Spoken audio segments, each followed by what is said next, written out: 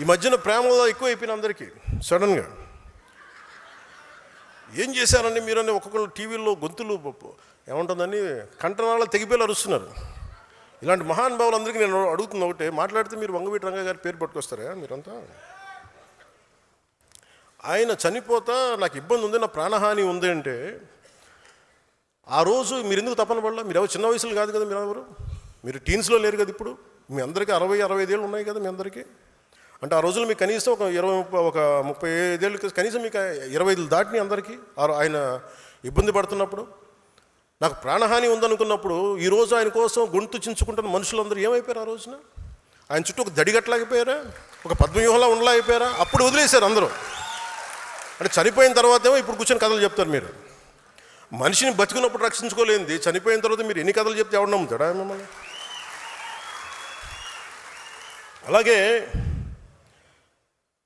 నిజంగా నేను ఒక కులం కోసం అంటే మరి నేను 2 చోట్లకి ఓడిపోకూడదు కదా లెక్క ప్రకారం. భీమవరంలో ఓడిపోకూడదు, గాజువాకలో ఓడిపోకూడదు, కులం అంతా వేస్తే అలా ఈరు. That's a point I want to make. అలాగే కన్షీరామ్ గారు వచ్చినప్పుడు తిలక్ తరాజ్ తల్వార్ ఇంకో జూతేశామానం అనేది ఉంటుంది.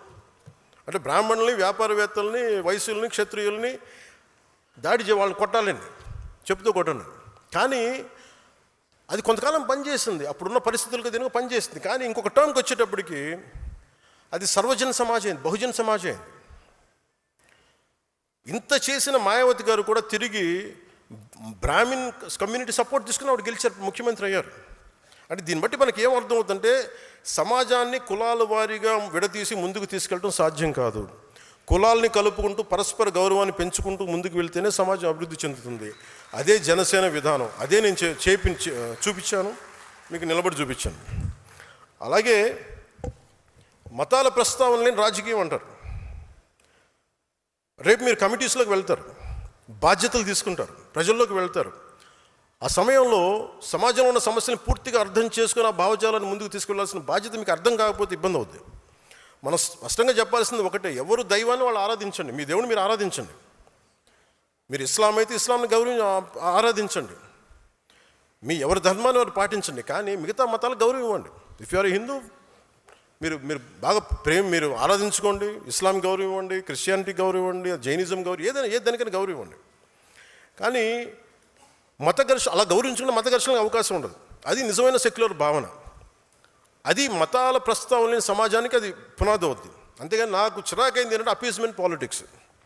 నేను ఒక క్యాప్ పెట్టుకొని నేను ఇలా మాట్లాడితే నాకు ముస్లిం సోదరులు ఓటేస్తాను నేను నమ్మను. నేను బేసి ఎందుకంటే అసలు అత్తిసేద్దాం. అంటే ఈరోజు మనకి షాన్వాజ్ అనే ఒక ఆడబిడ్డ మన ఎక్కడ రాయలసీమ నుంచి, ఎక్కడ కర్నూలు నుంచో ఉమాన్లో చిక్కుకుపోతే ఆవిడే హిందూ కాదే, ఆవిడ హింసించింది కూడా అక్కడ లోకల్లో ఉండే ముస్లిం బిజినెస్ మ్యానే.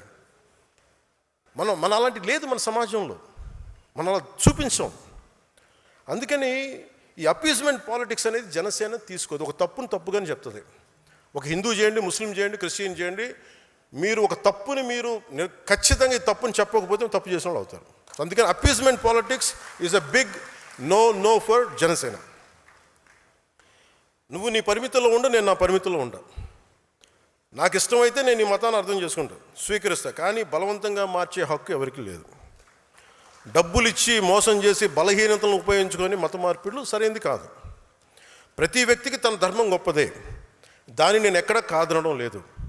ఈ దేశం అన్ని మతాలని గౌరవించే సంస్కృతితో ఎదిగింది. పర్షియన్లు ఈ దేశంకి వచ్చినప్పుడు మీరు ఎలా ఉంటారు, మీరు బయట వాళ్ళు అంటే మేము పాలలో పంచదారలో కలిసిపోతాం. ఎలా ఉంటారంటే ఆయన ఒక పాలు తెమ్మని చెప్పి చిన్న పంచదార వేసి ఇలా కలిసిపోతాం, మరింత రుచి ఎక్కువ బాగుంటుంది మాతో ఉంటుంటే. మేము ఎక్కువ కలిసిపోయే వ్యక్తులను తప్ప మేము విడిగా ఉండే వ్యక్తులం కాదని చెప్పారు.